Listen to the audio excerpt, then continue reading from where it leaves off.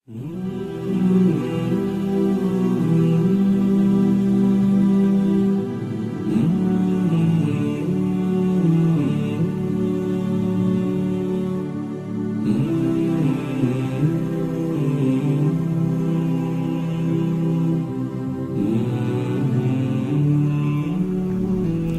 بعد فأعوذ بالله من الشيطان الرجيم بسم الله الرحمن الرحيم قال الله جل وعلا هو الذي أنزل السكينة في قلوب المؤمنين ليزدادوا إيمانا مع إيمانهم ولله جنود السماوات والأرض وكان الله عليما حكيما۔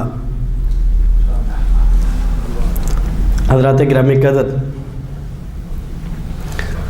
اللہ تعالیٰ نے انسان کو جو زندگی عطا کی ہے، یہ زندگی خوشیوں اور غموں کا مرکب ہے۔ اس میں انسان کو خوشیاں بھی میسر آتی ہیں اور اس میں انسان کو دکھ بھی ملتے ہیں، غمگین بھی ہو جاتا ہے، تکالیف کا سامنا بھی اس کو کرنا پڑتا ہے۔ جس کو اللہ تعالیٰ خوشیوں سے نوازے تو اللہ کا تقاضا اس سے کیا ہے کہ اس کا رویہ کیا ہونا چاہیے، اور جس کو تکالیف کا سامنا کرنا پڑے، کسی بھی صورت کی تکالیف یا غم، تو اس کا رویہ کیا ہونا چاہیے، اسلام کیا چاہتا ہے، میں آپ کے سامنے اس حوالے سے کچھ چیزیں رکھوں گا۔ ایک رویہ یہ ہے کہ جب ایک مسلمان کو خوشی ملتی ہے تو وہ اس خوشی میں بھی اللہ کی نافرمانی کرتا ہے۔ اس کو دولت کی صورت میں، اس کو اولاد کی صورت میں، اس کو گھر میں شادی کی صورت میں، کسی بھی صورت میں جب اس کو خوشی میسر آتی ہے تو اس خوشی کو بھی وہ اس طرح مناتا ہے کہ اس میں اللہ کی نافرمانی اور اللہ کے احکامات کی خلاف ورزی ہوتی ہے۔ اور جب اس کو دکھ کا سامنا کرنا پڑتا ہے، تکالیف اس کو گھیر لیتی ہیں، مصائب اس کو جکڑ لیتے ہیں، تو بھی وہ اللہ کی نافرمانی کرتا ہے، شکوہ گناہ ہوتا ہے اور اس پر صبر نہیں کرتا۔ اس کے مقابلے میں ایک دوسرا رویہ ہے جس رویے کی رسول اکرم صلی اللہ علیہ وسلم نے تحسین فرمائی۔ وہ رویہ یہ ہے کہ آپ صلی اللہ علیہ وسلم فرماتے ہیں کہ مومن کا معاملہ بھی کیا عجیب ہے کہ وہ ہر معاملے میں اللہ سے خیر ہی سمیٹتا ہے، اور فرمایا کہ یہ معاملہ صرف مومن کا ہے، کسی دوسرے کا نہیں ہے۔ اگر اس کو خوشی میسر آتی ہے تو وہ اس پہ اللہ کا شکر ادا کرتا ہے۔ اللہ کا شکر ادا کرنے کے جو بھی طریقے ہیں، وہ زبان سے اللہ کا شکر ادا کرتا ہے، وہ اپنے اعمال سے اللہ کا شکر ادا کرتا ہے، وہ 2 رکعت نماز ادا کر کے اللہ کا شکر ادا کرتا ہے، تو باہر صورت وہ اللہ کا شکر ادا کرتا ہے۔ آپ صلی اللہ علیہ وسلم فرماتے ہیں کہ اس شکر ادا کرنے کی وجہ سے اللہ کی طرف سے اس کو خیر میسر ہوتی ہے، اس کو بھلائی ملتی ہے۔ اور فرمایا اگر اس کو کسی تکلیف کا سامنا ہو جاتا ہے تو اس پر صبر کرتا ہے، اس پہ پیٹتا نہیں ہے، اس پہ روتا نہیں ہے، اس پہ واویلا نہیں کرتا، اس پہ ماتم نہیں کرتا، شکوے نہیں کرتا، اس پہ صبر کرتا ہے، تو آپ صلی اللہ علیہ وسلم فرماتے ہیں کہ اس صبر کی وجہ سے اسے پھر خیر میسر آتی ہے۔ تو یعنی ایک مومن کا رویہ ہے کہ اس کو خوشی کی صورت میں اور تکلیف کی صورت میں، دونوں صورتوں میں اللہ کی طرف سے خیر میسر آتی ہے۔ اور ایک رویہ یہ ہے کہ انسان کو خوشی ملے تو اللہ کی نافرمانی کرے، اور اگر اس کو دکھ ملے تو اللہ کی نافرمانی کرے۔ اس کا مطلب یہ ہے کہ اس کو ہر 2 صورتوں میں خیر سے ہاتھ دھونا پڑتے ہیں۔ انسان کی فطرت یہ ہے، اس کی چاہت یہ ہے کہ اس کو ہمیشہ خوشیاں میسر آئیں، اس کو دکھ نہ ملے۔ تکالیف کا سامنا کرنے کو انسان تیار نہیں ہوتا، لیکن یہ دنیا کی بھی اپنی فطرت ہے، اس دنیا کی بھی اپنی خوبی ہے کہ یہ خوشیاں اور غم ملا کے لاتی ہے۔ یہ صرف خوشیاں لے کے نہیں آتی، غم خوشیوں کے ساتھ موجود ہوتے ہیں، اور زندگی گزارتے ہوئے انسان کو جہاں خوشیاں ملتی ہیں، اسے راحت ملتی ہے، وہاں اسے غم ملتے ہیں۔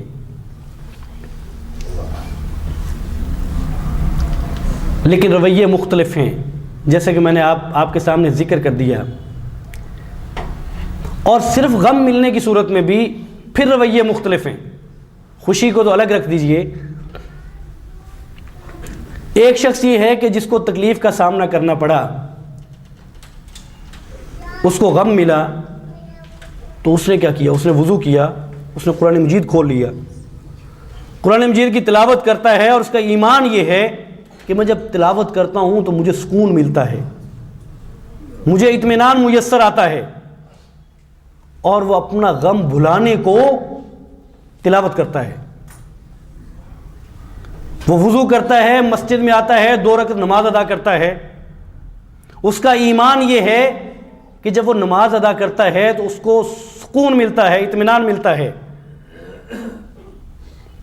وہ شخص اللہ کا ذکر کرتا ہے۔ غم کا سامنا کرنے کی ایک صورت اور ایک رویہ یہ ہے، اور ایک رویہ یہ ہے کہ جب غم ملتا ہے تو وہ شخص نشہ کرتا ہے، وہ شخص تنہائی کا شکار ہو جاتا ہے، اس کو کسی کے ساتھ بیٹھنا اچھا نہیں لگتا، وہ شخص گولیاں کھاتا ہے سکون حاصل کرنے کے لیے، وہ شخص میوزک سنتا ہے غم بھلانے کے لیے، اور یہ شخص اس حد تک پہنچ جاتا ہے کہ اس غم کو بھلانے کے لیے زندگی برباد کر لیتا ہے، خودکشی کر لیتا ہے، اس لیے کہ غم کا سامنا اس سے نہیں کیا جا رہا، اور غم کو بھلانے کی یا غم کو ختم کرنے کی کوئی صورت اس کے پاس نہیں ہے۔ یہ رویہ کسی غیر مسلم کا ہو تو بہر صورت کہیں نہ کہیں اس کی گنجائش کوئی نکال سکتا ہے، لیکن ایک مسلمان کا رویہ جس کے پاس اللہ اور اس کے رسول کی تعلیمات ہوں، اتنی خوبصورت تعلیمات کہ جو قدم قدم چلنا سکھاتی ہوں، جو غم بھلانا سکھاتی ہوں، جو خوشی منانا سکھاتی ہوں، اور وہ مسلمان ہو، اسلام کا دعوے دار ہو، اور وہ اپنا غم نشے سے بھلائے، میوزک سے بھلائے اور خودکشی کر لے۔ یہ بات یاد رکھیے، جب انسان اس طرح کا انسان اور اس طرح کے غم بھلانے کی کوشش کرتا ہے تو اس کے دل میں ایک طرح کی تکلیف اور کرب ہے جو اس کو آہستہ آہستہ جرم کی طرف لے کے جاتا ہے۔ یہ شخص مجرم بنتا ہے، جرائم پیشہ افراد میں شامل ہوتا ہے، اور یہ شخص غم بھلاتے بھلاتے جرائم کی دنیا میں قدم رکھتے رکھتے، اور دنیا ہی اس کا سب کچھ ہوتی ہے، اور سب سے بڑا دکھ اس کا دنیا بن جاتی ہے، دنیا کا حصول سب سے بڑا اس کا دکھ ہے، اس کی پریشانی بن جاتی ہے۔ اور رسول اکرم صلی اللہ علیہ وسلم نے ایسے شخص کے بارے میں فرمایا، جامع ترمذی میں یہ حدیث مبارکہ موجود ہے، آپ صلی اللہ علیہ وسلم فرماتے ہیں کہ جس شخص کی پریشانی دنیا بن جاتی ہے، یہ صرف کسی مجرم کی بات نہیں ہے، یعنی یہ بات شاید ہم میں سے بھی بعض لوگوں کی ہو سکتی ہے کہ ہم اس لیے پریشان رہتے ہیں کہ ہمیں مال کثرت سے کیوں میسر نہیں آتا، ہمیں ایک سطح کا مال جس کے لیے ہم کوشش کرتے ہیں جب مل جاتا ہے تو اس سے اگلے درجے کی کوشش کرتے ہیں، جب تک وہ میسر نہیں آتا تو ہم غمگین رہتے ہیں، جب وہ مل جاتا ہے تو اس سے اگلے درجے کے لیے کوشش کرتے ہیں۔ تو آپ صلی اللہ علیہ وسلم فرماتے ہیں کہ جس شخص کی پریشانی دنیا بن جاتی ہے، اللہ تعالیٰ تنگ دستی کو اس کی آنکھوں کے سامنے رکھ دیتے ہیں، تنگ دستی اس کا مقدر بنتی ہے جو شخص دنیا کو اپنی پریشانی بنا لیتا ہے۔ اور آپ صلی اللہ علیہ وسلم فرماتے ہیں کہ پھر بھی باوجود اس کے کہ اس کے اپنی پوری صلاحیتیں اس دنیا کے لیے لگائیں اور اس دنیا کو اپنی پریشانی بنایا، آپ صلی اللہ علیہ وسلم فرماتے ہیں کہ اس کے باوجود اس کو ملتا وہی ہے جو اس کا لکھا ہوا ہے، اس سے زیادہ اس کو میسر نہیں آتا۔ لیکن اس کو اپنا مقصد بنانے کی وجہ سے، اس کو اپنی دنیا کو پریشانی بنانے کی وجہ سے اللہ کی طرف سے تنگ دستی آتی ہے۔ اور آپ صلی اللہ علیہ وسلم کی مستدرک علی الصحیحین میں یہ دعا موجود ہے۔ آپ صلی اللہ علیہ وسلم فرماتے ہیں کہ اے اللہ، دنیا کو ہماری سب سے بڑی پریشانی نہ بنانا،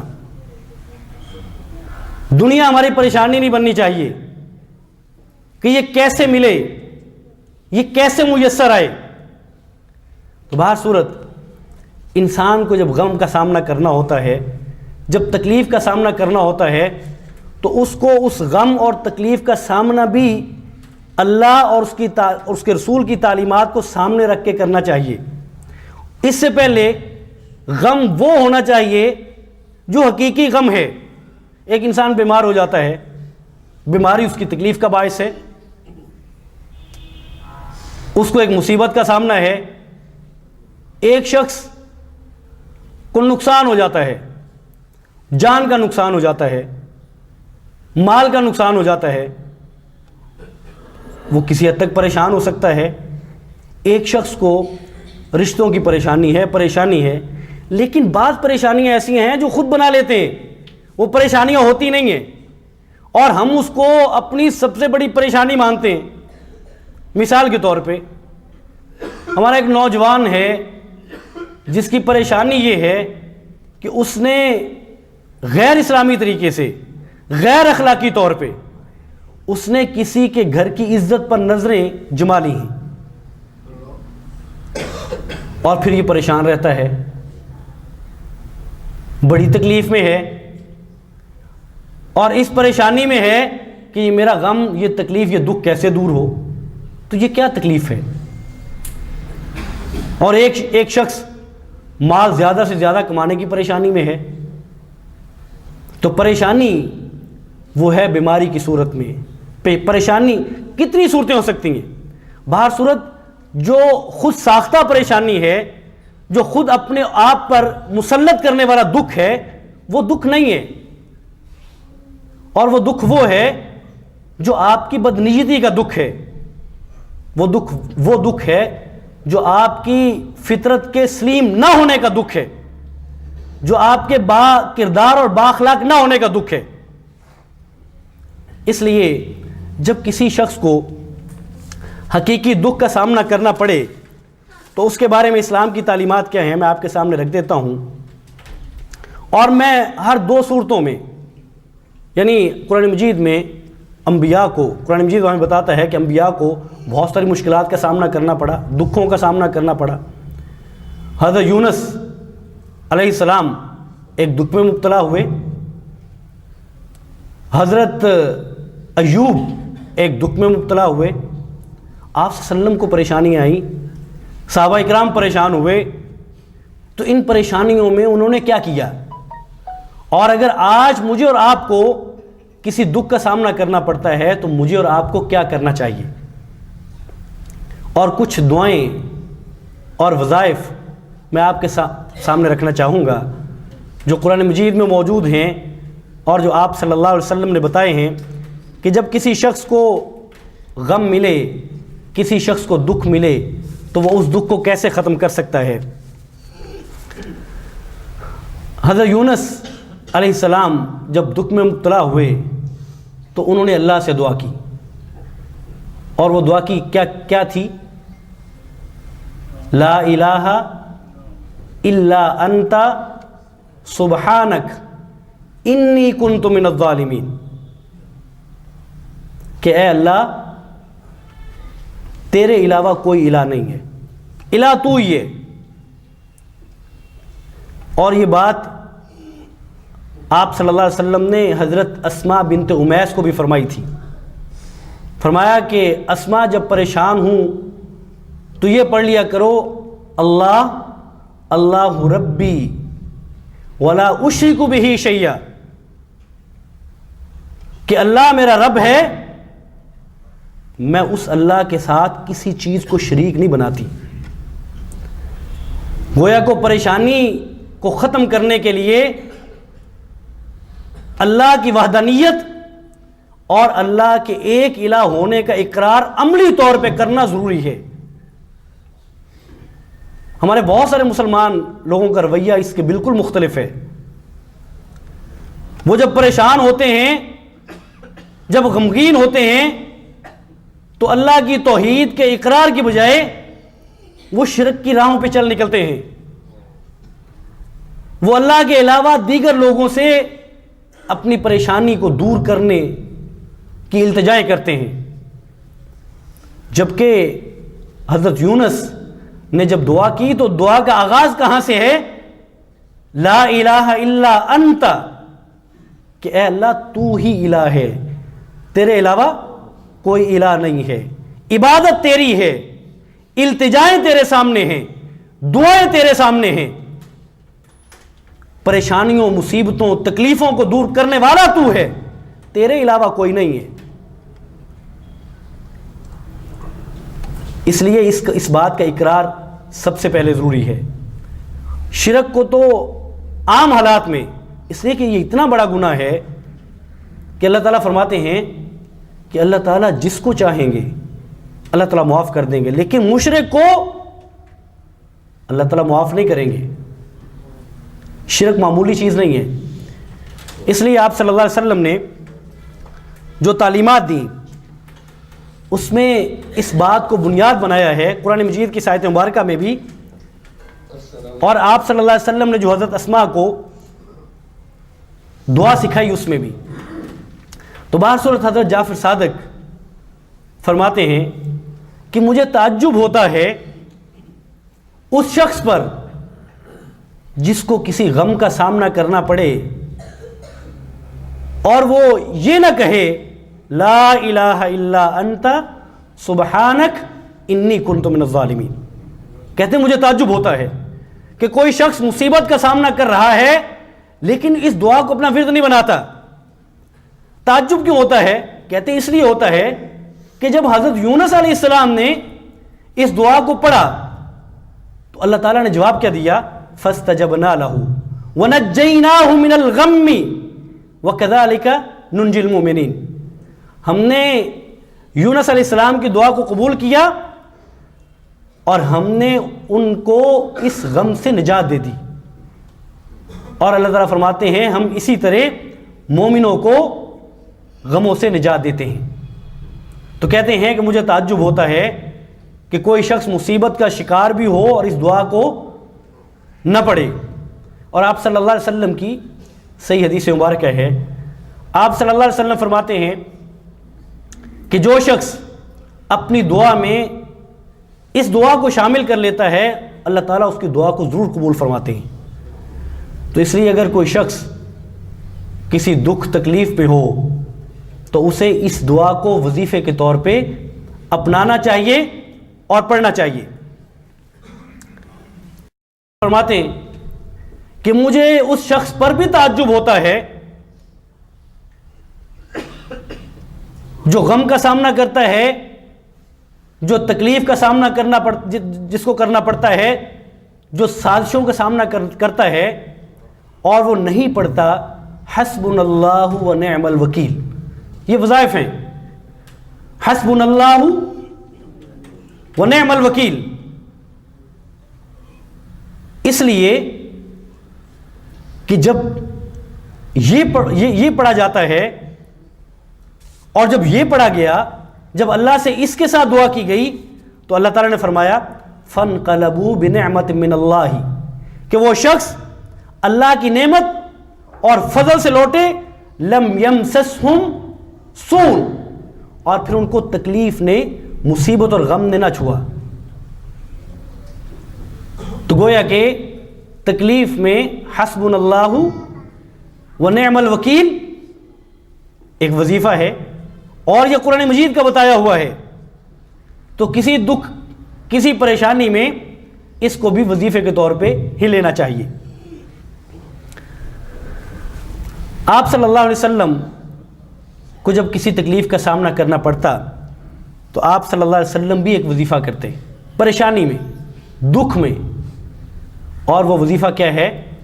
یا حی یا قیوم برحمتک استغیث، یا حیو یا قیوم برحمتک استغیث. یاد رکھیے گا، بجائے اس کے کہ جب پریشانی ہو تو پھر ہم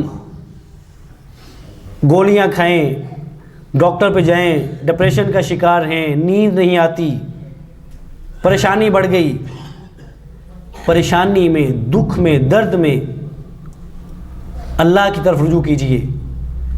اور جیسے میں نے آغاز میں ذکر کیا کہ بعض وہ چیزیں جو میسر نہیں آتی ان کو اپنا دکھ نہ بنائیے، ان کو اپنا غم نہ بنائیے، اور ان کو دکھ اور غم بنا کے اپنی زندگی کو پریشان نہ کریے. امام ابن قیم رحمۃ اللہ علیہ فرماتے ہیں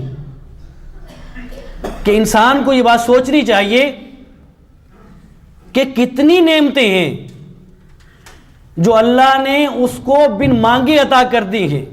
کتنی نعمتیں ہیں، آپ بھی سوچئے، میں بھی سوچتا ہوں کہ مجھ پر اللہ کی کتنی نعمتیں ہیں. آپ بھی سوچئے، صحت اللہ کی نعمت ہے، سلامت اعضاء کے ساتھ ہمارا پیدا ہونا، ہمارا مسلمان ہونا، ہمارا صحیح العقیدہ ہونا، اور اس کے بعد کی جتنی نعمتیں ہیں. ایک ایک نعمت کو لیجئے، اتنی قیمتی نعمتیں ساری اللہ تعالیٰ نے عطا کی، اور یہ بن مانگے عطا کی. فرماتے ہیں کہ اللہ تعالیٰ نے جب بہت ساری نعمتیں تمہیں بن مانگے عطا کر دی ہیں تو پھر ان نعمتوں کی وجہ سے پریشان ہونا کہ جو تم مانگتے ہو، جو مزید اللہ سے جن کا تقاضا کرتے ہو، کوئی مناسب بات نہیں. اور فرمایا کہ اس پہ پریشان ہونا اور اس بات کا بھی یقین رکھنا کہ جو اللہ نے بن مانگے دے دی ہیں وہ تو دے دی، اور جو ہم اللہ سے مانگتے ہیں اور وہ ہمیں نہیں ملتی، اس بات پہ ہمارا ایمان ہونا چاہیے کہ ان کے نہ ملنے پر بھی ہمارے لیے خیر ہے، اس پر بھی اللہ کی مصلحت ہے، ان کا ہمیں نہ ملنا بھی اللہ کی طرف سے اس میں خیر ہو سکتی ہے. لیکن ہم نہیں سوچتے، ہم سوچتے ہیں کہ جو نہیں ملا وہ محرومی ہے، جو مل گیا وہ نعمت ہے. اور ایسی مثالیں موجود ہیں مختلف لوگوں کی زندگیوں میں جو اللہ سے مانگتے رہے لیکن وہ نہ میسر آیا، اور بعد میں انہیں سنا گیا یہ کہتے ہوئے کہ اللہ کا شکر ہے کہ جو وہ فلاں چیز مانگی تھی وہ مجھے نہیں ملی، اس میں تو نقصان تھا، وہ فلاں کو مل گئی تو اس میں یہ نقصان تھا، یہ نقصان تھا، یہ نقصان تھا. تو اس لیے اس بات پہ یقین رکھنا، اس بات پہ عقیدہ مضبوط ہونا. اور ایک مومن کے لیے جس کا عقیدہ تقدیر پر ہے، تقدیر جس کی زندگی کی بنیاد ہے، جس کے ایمان کی بنیاد ہے، وہ شخص کیسے پریشان ہو سکتا ہے؟ یعنی ایک چیز نہیں ملی تو کوئی بات نہیں، وہ میرے مقدر میں نہیں تھی، مجھے نہیں ملی، اور جو مل گئی وہ میرے مقدر میں تھی، میرا تو ایمان ہے. اور یہ ایمان، تقدیر پر پختہ عقیدہ انسان کو بہت سارے غموں سے نکال دیتا ہے. یعنی انسان اس غم میں مبتلا نہیں ہوتا کہ مجھے وہ نہیں ملی تو کیوں نہیں ملی.